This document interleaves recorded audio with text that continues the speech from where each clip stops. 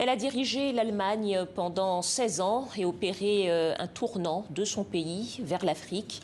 Angela Merkel s'apprête à quitter son poste. Quel est le bilan de sa politique africaine?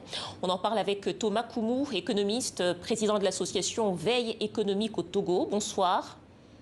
Bonsoir, madame. Merci d'être avec nous. Alors, il y a quelques années encore, l'Allemagne était peu investie sur le continent. Quelle a été l'action de la chancelière Angela Merkel?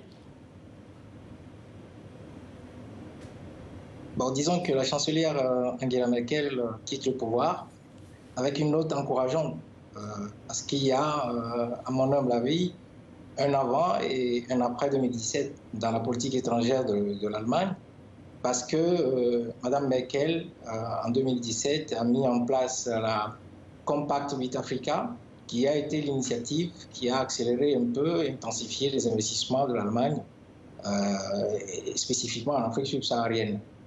Ça ne veut pas dire qu'avant 2017, c'était le néant non plus. Je pense que l'Allemagne est le troisième contributeur en matière d'aide publique au développement envers l'Afrique subsaharienne, avec 1,8 milliard de dollars en 2015 et plus de 1,5 milliard en 2017-2019. Donc, avant 2017, il n'y avait pas non plus le néant. L'Allemagne a accéléré, Mme Merkel a accéléré les investissements envers l'Afrique subsaharienne à partir de 2017.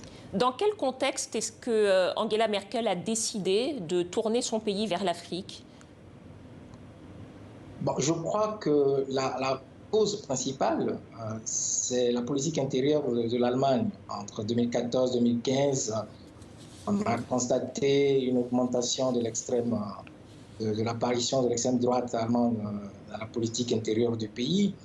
Et sur fond de politique d'immigration où on reprochait à Mme Merkel d'être plus ou moins laxiste par rapport aux flux migratoires en provenance de l'Afrique subsaharienne. Donc, et je pense que c'est l'une des raisons, en plus du fait que l'Allemagne est une puissance, la première puissance économique européenne, l'Allemagne se devait de se repositionner en termes géostratégiques en Afrique.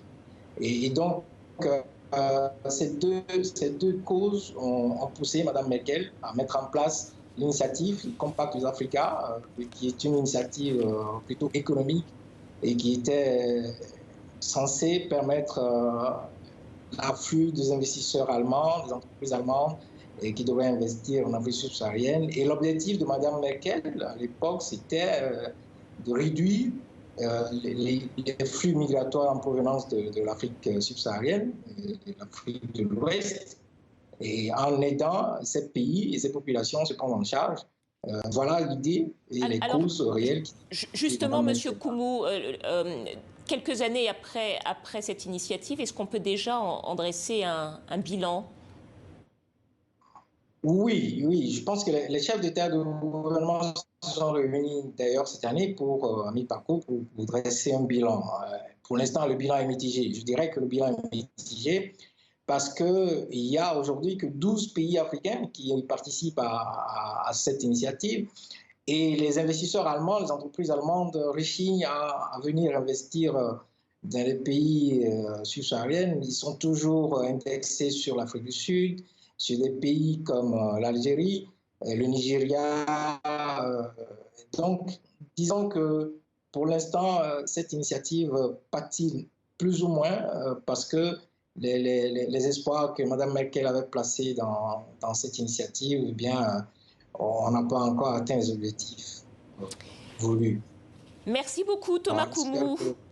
Merci beaucoup, Thomas Koumou, économiste, président de l'association Veille économique au Togo. Merci à vous d'avoir répondu à nos questions.